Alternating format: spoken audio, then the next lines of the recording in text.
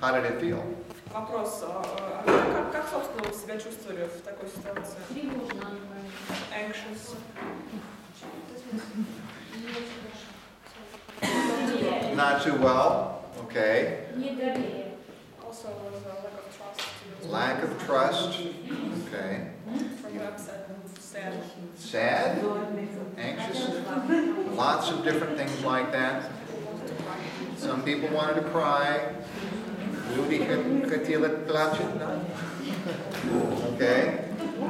Now, I'm talking about this because I want you to stop and think for a moment how one of those folks feels when they come into our world.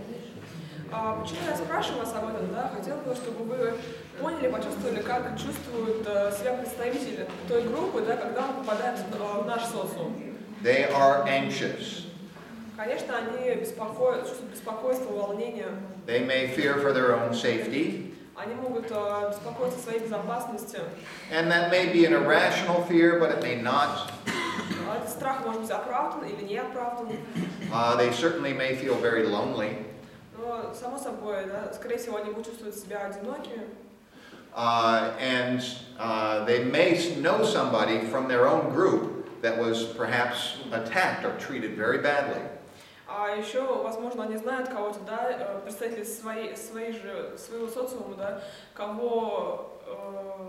человека, с которым обращались грубо, скажем, или обидели в другой среде. And if that's the case, they're going to feel that much worse. И если у них был подобный опыт общения с таким человеком, то это только увеличит их беспокойство.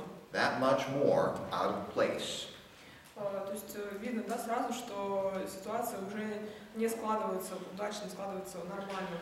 It really depends on the person's individual history.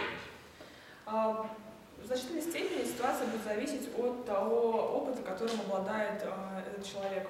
And as we know, history is something that changes over time. Как мы все знаем, опыт и история — это то, что постоянно изменяется. And so for this next part of our conversation, we're going to be talking about another developmental model. Это касается как раз-таки продолжения нашего разговора. Мы сейчас будем говорить об еще одной модели развития. Now, the individual who is, this model, it has 5 different stages to it. And в этой модели 5 ступеней, 5 этапов. It describes how an individual feels about being a member of their own group. Эта модель описывает то, как человек чувствует себя в своем социуме. How they feel about their own group. То, какие чувства и эмоции называет этот социум человека. How they feel about other minority groups. Также то, как человек относится к другим группам и меньшинствам. And how they feel about majority group members. Также как человек относится к большинству общества, большинству группы. So there's 4 different kinds of reactions at each stage. На каждом этапе есть 4 вида различных реакций. For themselves, their own group, other groups, and majority culture. Итак, это реакция отношения к самому себе, отношение к своей группе, отношение к другому социуму и отношение к большинству другого социума. Now, at the first stage, this person, this minority cultural member, they're pretty naive. На начальном этапе представители подобных меньшинств, небольших социальных групп, довольно-таки проявляют наивность и простодушие. Maybe nothing bad has happened to them or anyone that they know. Скорее всего, ничего плохого в новом социуме с ними не происходило, и они не знают людей, с которыми происходило что-то плохое в этом новом социуме. Or maybe it did and they just rationalized it away. Или, может быть, они просто очень рационально относятся к своему нахождению в новом социуме. This person is trying to fit in. Этот человек пытается адаптироваться. In this case, they're trying to fit into Russian culture. В нашем случае, например, да, человек может пытаться адаптироваться в русскую культуру. And they feel like because they're trying to fit in, that means they really appreciate that majority culture. Так как они пытаются приспособиться, адаптироваться, это означает, что эти люди, этот человек, прежде всего уважает нравы вообще большинства людей этого социума. Maybe they're trying to distance themselves from their own group. Возможно, человек пытается дистанцироваться, обособиться от своего собственного социума. And maybe they're asking themselves, why aren't these other groups trying to be more like Russians? Возможно, человек задается вопросом, почему другие группы, другие социумы пытаются быть похожими на русских. Then, maybe something happens. Затем, возможно, представим, что что-то происходит. Something that appears in the news, maybe something that happens to them personally. Например, какие-то изменения либо с человеком лично, либо что-то он видит по новостям. Personal experience or something that takes place in society as a whole. Это может быть личный опыт или какие-то изменения в обществе. Maybe they're called a terrible name. Maybe they're called a terrible name. This person. An insult, yes. Возможно, этого человека кто-то обидел, да, или как-то назвал непристойно. Or maybe there is a crime committed against someone who is just like them. Или, возможно, в обществе произошло какое-то событие, например, совершено преступление против представителей того же социума, которому принадлежит этот человек. This is the encounter experience that brings them out of their naivete. Это вот та преграда, то столкновение, которое происходит между человеком и социумом, и, собственно, здесь заканчивается наивность и простодушие на данном этапе. They start to realize that there's nothing that they can really do to fit in. Человек начинает осознавать, что он не может ничего сделать для того, чтобы полностью адаптироваться в новом социуме. So they are questioning themselves. Человек начинает задавать себе вопросы. As a member of that group, как участнику этой группы, этого социума, they are questioning society as a whole about why they are viewed or treated in this way. Или же человек начинает задавать вопросы, так скажем, обществу о том, почему к нему в данном обществе существует такое отношение. And they are not really thinking about other groups at all. В данном случае о других социумах человек не задумывается. Eventually, the next stage for them is one of great anger. Естественно, что следующим этапом их существования в новом социуме может быть злость, озлобленность. They start to feel like they've been lied to about the capacity to fit in. Им кажется, что их обманули, наврали о той степени адаптации, которую они могут испытывать в данном новом обществе. So they completely reject the majority culture.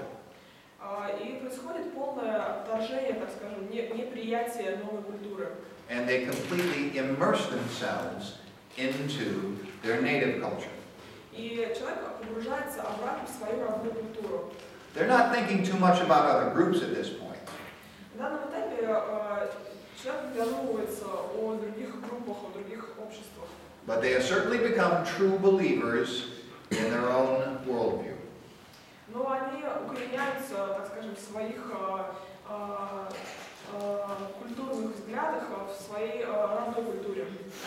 And this can last for quite a long time. Этот этап может быть довольно долгим. But it doesn't have to last forever. Но в конце концов он заканчивается. Hopefully they get to the fourth stage, which is the immersion stage. В лучшем случае человек добирается до четвертого этапа. Это этап всплытия на поверхность, так скажем, появления. That third stage is going into Третий этап – это погружение, как я уже сказала. while the fourth one is coming out of. Четвертый этап – это выход на поверхность. The individual can sometimes get tired of being angry all the time. Зачастую человек просто устает все время испытывать это чувство озлобления. And they have stopped becoming true believers. Кроме того, они становятся приверженцами определенной культуры, They are starting to find some kind of balance between majority culture and minority culture. И человек находит определенный баланс между своей родной культурой и той новой культурой, в которой он пытался адаптироваться. And it is at this point where they finally mature into an integration stage. И на данном этапе как раз происходит переход к интеграции. Where they have arrived at a sense of peace about who they are and the context in which they live. На последнем этапе, на этапе интеграции, человек уже полностью осознает, кем он является, по сути, кем он является в данном новом для него обществе.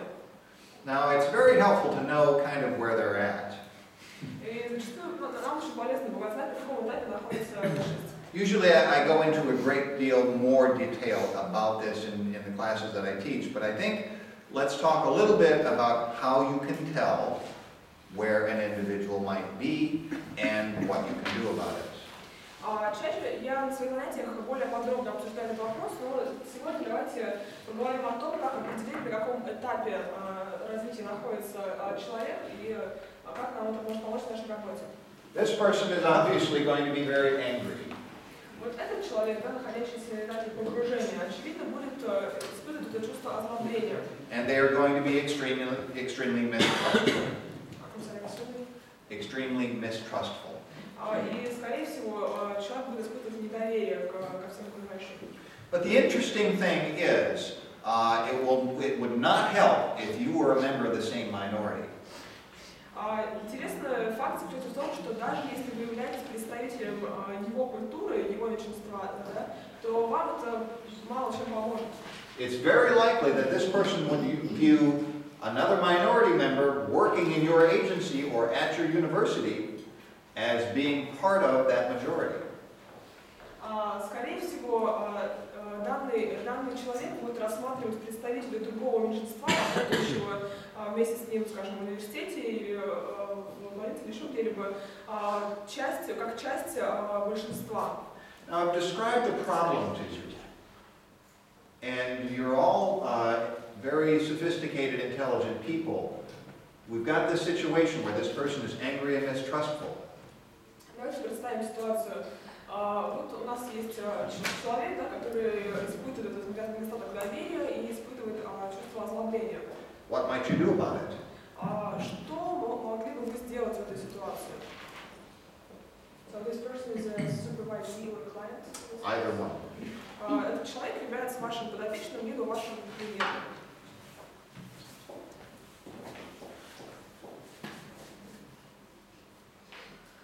Он об этом знает, о том, что он озлоблен?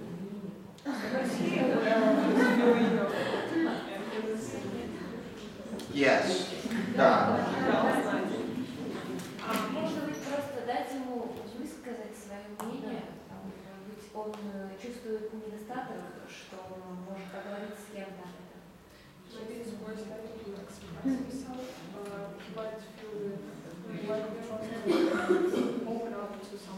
That's a very interesting answer on this answer. Ну, это просто не так все ужасно. Извиняюсь. Ну, не так все ужасно показать какие-то хорошие точки, моменты. Люди не так страшны.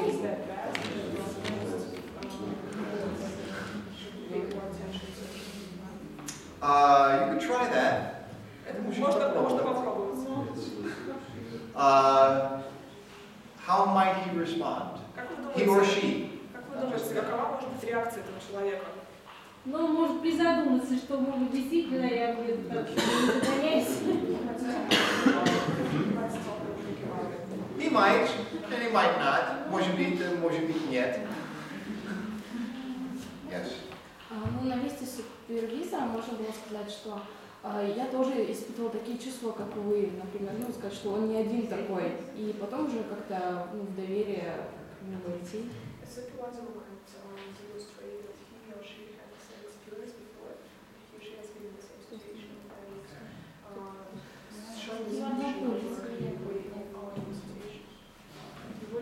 Может быть.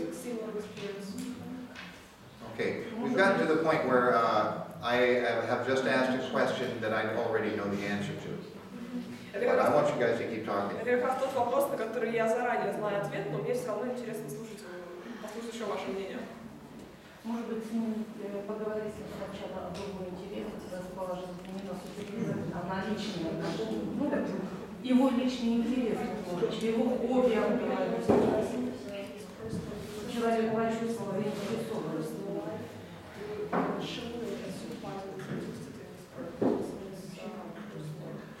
Maybe.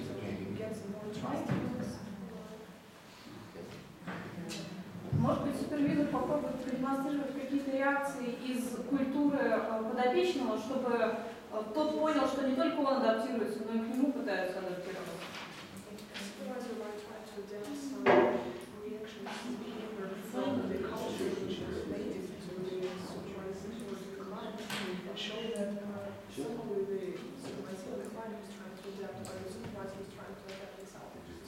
That's very creative.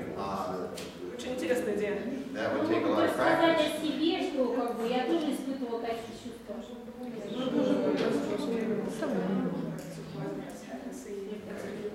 All right. Снять напряжение какими-то дыхательными упражнениями, возможно, как бы, чтобы он расслабился, почувствовал какую-то.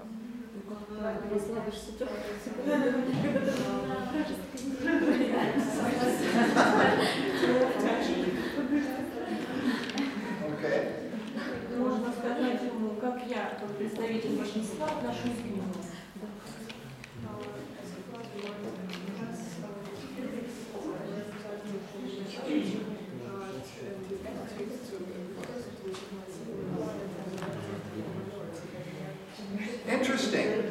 Interesting. We're getting closer to something, I mean, we've gotten some very creative answers, and then some of them might actually work. Некоторые ответы, да, были очень такими полезными, изобретательными. Я думаю, что некоторые варианты действительно были бы очень, сработали бы очень хорошо.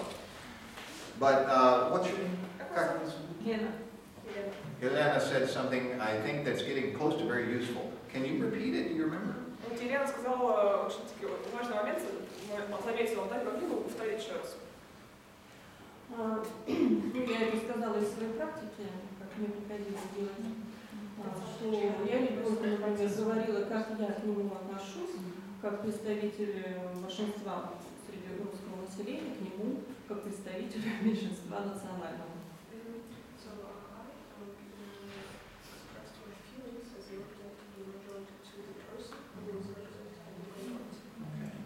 What were those feelings?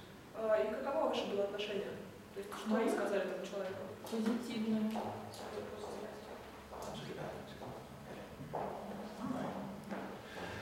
Now, that's pretty close to what I was going to recommend. And this is something that I recommend to my supervisees when they work. Это очень близко к тому, что я собирался, да, порекомендовать. И вот то, что я рекомендую своим подопечным. With minority cultural members. И в их работе с представителями культурных меньшинств. First is to be honest. Первый момент, очень важно быть честным. To try and see the world through their eyes. Нужно попытаться посмотреть на мир глазами вашего подопечного. Perhaps they have not been treated fairly, and sometimes they've been treated very cruelly. Возможно, отношение к этому человеку в некоторых ситуациях было жестоким, да, он испытывал какое-то негативное отношение к нему с отцами. And that makes it a challenge for them to trust you. В данном случае это преграда для них, которая вызывает недостаток доверия к супервизору. It is basically being open and honest about some very painful things. Очень важно быть честным и открытым в разговоре даже о каких-то деликатных вещах. Because that is how we build relationships. Most of you should know that, are familiar with that idea. Я думаю, что большинство из вас знают, да, и именно таким образом выстраиваются честные доверительные отношения. And in this case, that kind of honesty is just a different, perhaps a different kind than what you've encountered before. Возможно, вот такая честность и открытость для вас будет вновь, так скажем. Возможно, в вашей практике не было подобных случаев. In the work that you do each day. В той работе, которую ежедневно выполняете. I can tell you what is not a good idea. С другой стороны, плохой идеей может быть следующее. And that is to become defensive. Это занятие оборонительной позиции. That will trust beyond repair. Это полностью разрушит доверие, и его уже будет невозможно восстановить. Being honest and open and not being defensive is the first step in the right direction. Итак, первый шаг в правильном направлении – это открытость, честность и никакой реакции, никакой обороны. And it's a much longer road after that. После этого начинается долгий тернистый путь. Part of that is a process of kind of opening your eyes to the reality of other populations. Opening your eyes to the reality of other populations and how they live. На следующем этапе, да, стоило бы попробовать посмотреть на мир глазами представителей того меньшинства, с которым вы работаете. The things that they have to worry about that you never have to think about. То есть попытаться понять те вещи, которые их беспокоят и которые в вашей жизни бы никогда вам в голову не пришли. Such things as going into a restaurant to get something to eat. Например, проблема пойти в ресторан и перекусить. Or going into a bank and using the bankomat. Или поход в банк и использование банковского терминала. They may feel very unwelcome every moment of every day. Каждый день, каждую минуту человек может чувствовать, что в любой ситуации к нему может проявиться негативное отношение. And for us to see that and understand that is a big shock. Для нас это кажется странным, да, даже шокирующим, что такие вещи, рутинные и понятные нам, вызывают такой дискомфорт у представителей меньшинства. And it can lead to our own emotional reactions that are sometimes difficult. И в некоторых случаях это может вызывать те эмоциональные реакции, которые нам сложно преодолеть, с которыми нам сложно справиться. Not about them, but about ourselves. И эти реакции касаются не представителей меньшинства, а нас самих. Okay. Now, I think we're coming to kind of the end of this kind of difference. We're going to move on to other aspects of the relationship now. I will say one more thing, however. Мы сейчас перейдем к следующему аспекту взаимодействия, но еще один момент хотел заметить. In America, we have the expression, the elephant in the living room. В Америке у нас есть такое выражение, в русском языке ему адекватен будет перевод «слон в посудной лавке». Are you familiar with what that means? Знаете ли вы, что это означает? There's a huge animal in the living room, but nobody's talking about it. Огромный elephant в комнату, и никто не... Дословно, да, на английском фраза звучит так, что слон в гостиной, так скажем. По сути, здесь речь идет об огромном каком-то животном, которое находится в маленьком закрытом пространстве, но при этом никто на него не обращает внимания. You need to deal with the elephant in the living room from the very beginning. Если такая ситуация возникает, если это животное, слон, да, в случае, не привлекает внимания, то очень важно, возникает проблема, и очень важно обращать внимание на этого человека с самого начала. You come from a different culture than I do. Вы являетесь представителем другой культуры, да, принадлежите другой культуре, отличной от моей. And maybe my culture has not always been fair to you. Возможно, в истории были какие-то столкновения между нашими культурами. I'm going to work to make sure I don't make those mistakes myself. Однако в нашем личном общении я постараюсь сделать все, чтобы подобных столкновений культур не возникало. And I need you to be honest with me if I do. И если я открыт и честен с вами, мне бы хотелось, чтобы вы также относились ко мне. That needs to happen in the first meeting with your supervisee. Вот какая ситуация должна складываться с первой встречи с вашим подопечным. If that person is, of course, from a different culture. Конечно же, если ваш подопечный является представителем другой культуры. Okay. Any questions about any of this? Есть ли у вас вопросы по этой части? This is, you know, it takes a certain amount of bravery to talk about these things. Разговор о подобных вещах, конечно, требует определенного мужества, смелости.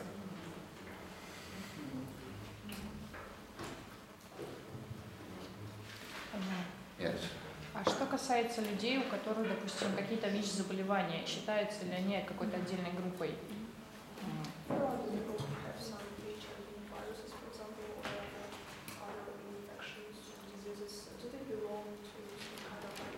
Yes, yes.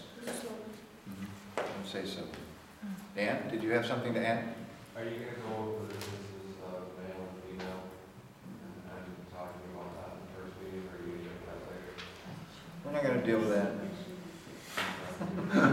I'll talk about that later. All right. Other questions? So the question was about some kind of another minority.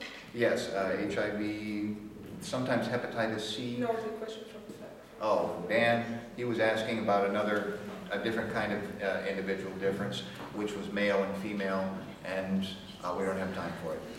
Вопрос касался различий полов, так скажем, да, индивидуальных различий полов, но, к сожалению, сегодня нет времени его обсуждать. Okay. Now, supervisory relationship. Итак, давайте перейдем к сегодняшней теме взаимоотношения с супервизией. We've been kind of confronted with a technical problem, К сожалению, сегодня возникли технические проблемы, which means that you will not have, we can't make the file work. Проблема заключается в том, что мы не можем вывести презентацию на экран. Now, I have my English version, but you can't see it. У меня есть презентация на английском, но даже ее я вам показать не могу, к сожалению. Anyway, we're talking about the supervisory relationship. В любом случае, тема нашего сегодняшнего занятия – отношения в супервизии. The relationship between you and the supervisee, and you and the supervisee and their client. Это, в первую очередь, отношения между вами и вашим подопечным, и отношения между вами, подопечным и клиентом. Now, relationships, this is a relationship just like any other. And relationships give us some very important things. Это отношения подобны любым другим. They give us emotional nourishment. Как и в любых отношениях, от общения мы получаем какое-то эмоциональное удовлетворение. They give us practice interacting socially with other people. Также это навыки, практические навыки социального общения с другими людьми. And they, you know, relationships are kind of like a mirror. They teach us about ourselves. Отношения в какой-то мере можно сравнить с зеркалом. Зачастую из отношений с другими людьми мы узнаем многое о себе. And supervision is another specialized relationship. И супервизия – это узкоспециальные отношения, так скажем. And as such, it is something that is constantly changing. Как любые взаимоотношения, супервизия – это то, что постоянно изменяется. From one moment to the next, to one day to the next. От момента до следующего момента, да, и от сегодняшнего дня до завтрашнего дня происходят эти изменения. Now, first, let's look at kind of a diagram of the relationships that are involved. Прежде всего, давайте посмотрим на схему отношений, которые возникают в супервизии. We've got the supervisor, supervisee, and client. Итак, у нас есть супервизор, подопечный и клиент. And we've got lines of influence. И здесь показаны стрелками области направления влияния каждого из этих членов группы. Now, the people, supervisor does not necessarily meet the client directly. Супервизор не всегда лично встречается с клиентом. The one person that is common to both the supervisor-supervisee relationship and supervisee and client relationship is this one, right here in the middle.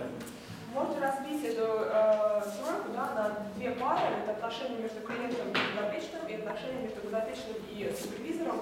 И в данном случае связующим звеном будет подопечный. They are the conduit for the communication that takes place. Они являются проводником коммуникации, так скажем. And what we're talking about here is a relationship about a relationship about a relationship. По сути, мы пытаемся здесь рассуждать сегодня об отношениях, которые описывают отношения в отношениях. And we could even extrapolate further from that. И можем пойти еще дальше. We could talk about other people in the client's life that could affect the supervisee and then affect the supervisor. Сюда еще можно в эту схему включить других людей из жизни клиента, которые могут влиять на подопечного и также влиять на супервизора. It could be anybody, coworker, child, husband, wife, anybody. Это может быть кто угодно, дети, коллеги, жена, любые люди из окружения клиента. So it is enormously complex. Таким образом, эти отношения, вынужденные отношения довольно-таки сложны. And within relationships like this, we can be confronted with two things that are very similar. One of them we've already talked about. В подобных отношениях мы видим два сходства. Об одном мы уже с вами говорили. Parallel processes. Это параллельные процессы. You guys remember what parallel process is? Помните, что такое параллельный процесс? Somebody tell me what parallel process is. Кто-нибудь может мне напомнить? Transference and countertransference. Transference, countertransference, okay. Anything more than that? А еще что-нибудь?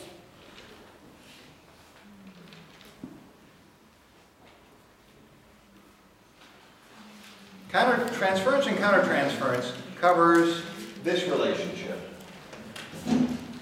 Зачастую перенос и контрперенос касается взаимоотношений между клиентом и подопечным.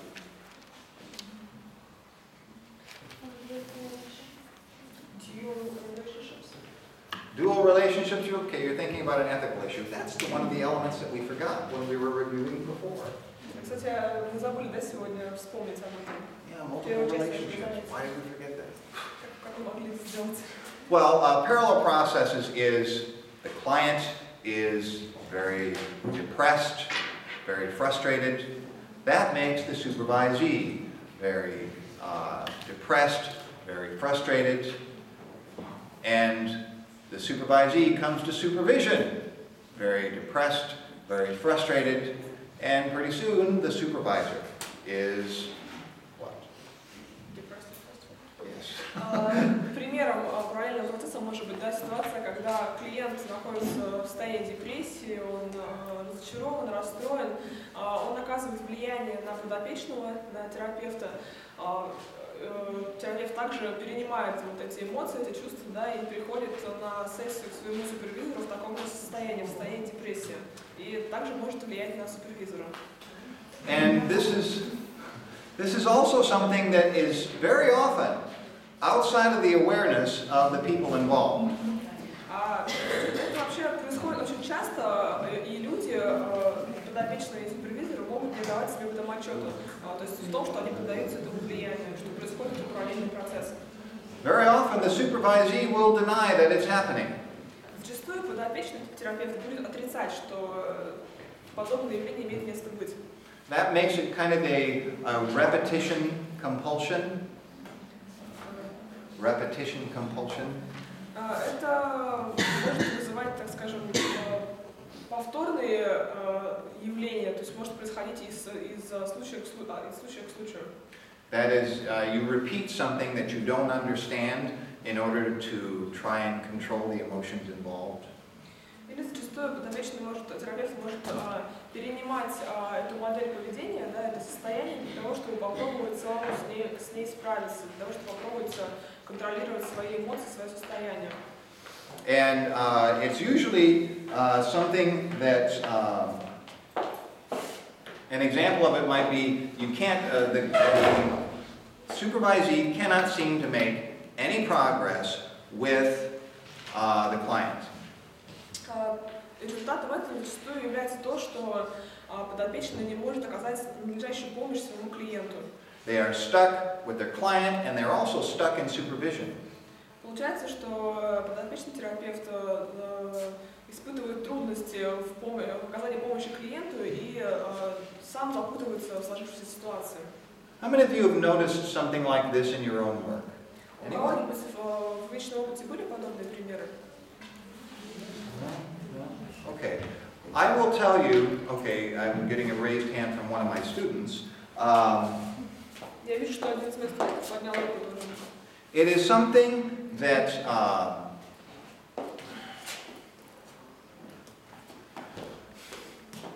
we are scientists and we are practitioners. We try to think rationally about the problems that we're confronted with. Мы в первую очередь ученые, мы стараемся думать рационально и рационально рассматривать, оценивать те проблемы, с которыми мы сталкиваемся. We try very hard to work with hard evidence when we can. И когда можем, мы стараемся плотно работать с доказательствами, с теми фактами, которые мы имеем. Yet, this idea of parallel processes sounds very spooky to a scientist. Spooky, it's like a ghost that may or may not exist.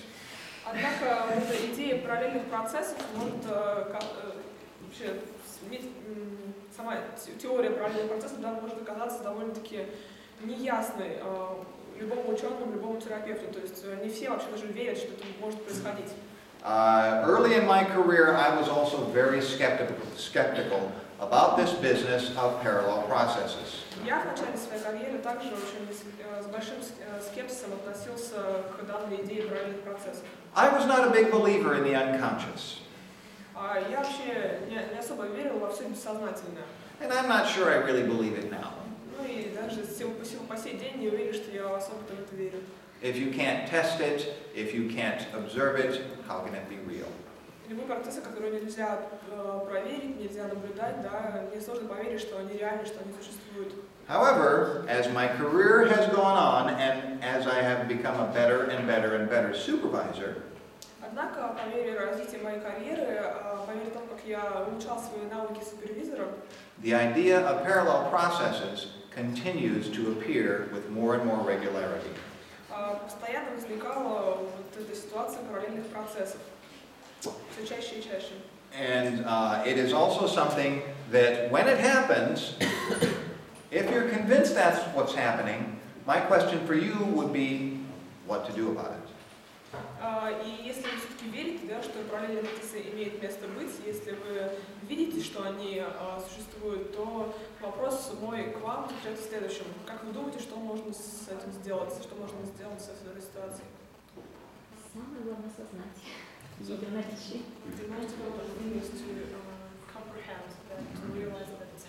Awareness is what she's talking about. Yes. Вернуться к началу терапевтического процесса и все посмотреть заново, терапевту самому.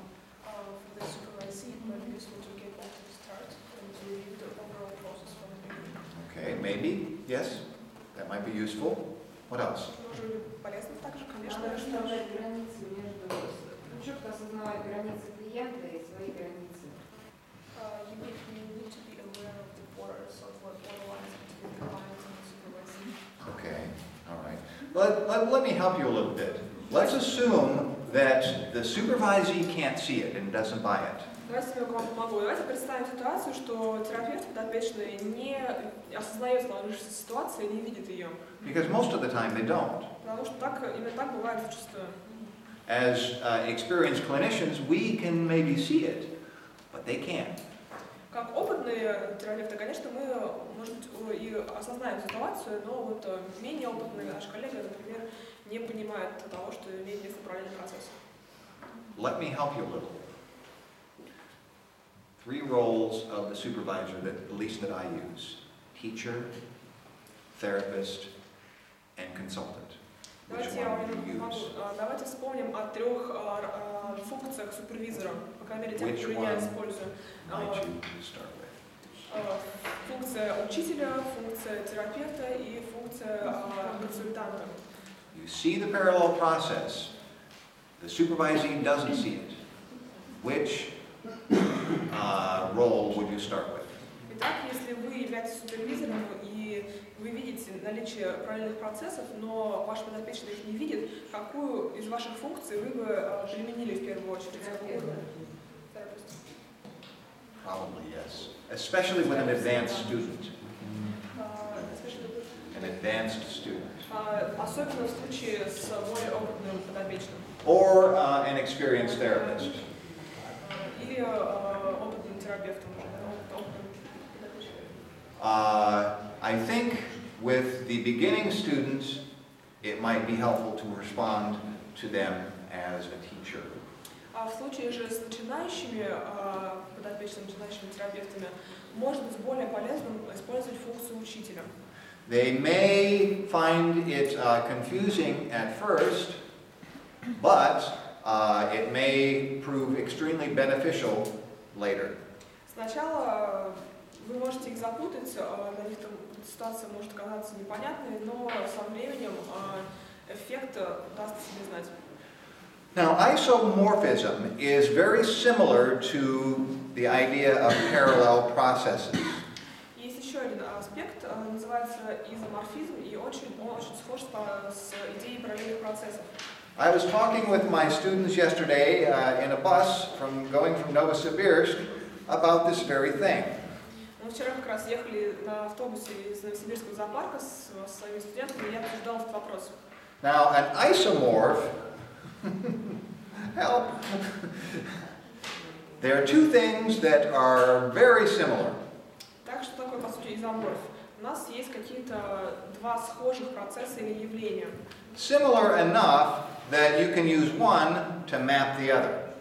Они настолько схожи, что один процесс, одно явление можно использовать для того, чтобы демонстрировать другое. The life and death cycle of a plant Например, жизненный цикл растения might be very similar to the life and death cycle of a mammal. может быть очень схожим, да, с жизненным циклом млекопитающего. I had a student tell me that I was an isomorph of Arnold Schwarzenegger. Мои студенты мне говорили вчера, что я являюсь изоморфом Арнольда Шварценеггера.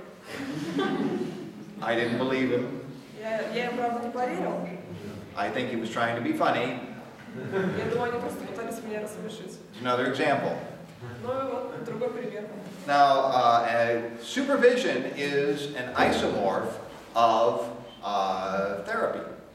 В нашем случае супервизия является изоморфом терапии. So sometimes the same strategies and the same stages in therapy apply to supervision. Иногда практики, методы, применимые в терапии, могут использоваться в супервизии.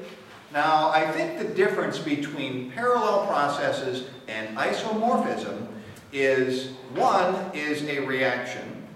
Я думаю, что разница между изоморфизмом и параллельным процессом заключается в следующем. That is not always there. So the process is isomorphism or That the parallel processes. Параллельные процессы, как в названии уже говорится, да, являются в первую очередь процессами. It's a reaction of some kind Это как определенная реакция, that transfers from one to the other. которая переводит одно, скажем, состояние в другое. Whereas isomorphism is just a reality, a constant reality of whatever it is that you're doing. В то время как изоморфизм — это устойчивая, стабильная реальность, которая отражает ситуацию. I would say you respond to it in the same way. Конечно, мы реагируем определенным образом. Respond therapeutically with the advanced students. В случае с более опытным подопечным терапевтом мы можем назначать какую-то терапию. And respond as a teacher to the student who is just getting started. Или уже в случае с начинающим подопечным мы можем использовать свою функцию учителя. Okay, I think I'm going to give you another 10 minutes, and we'll come back and talk about triangles. Давайте прервемся на следующий перерыв и после перерыва поговорим о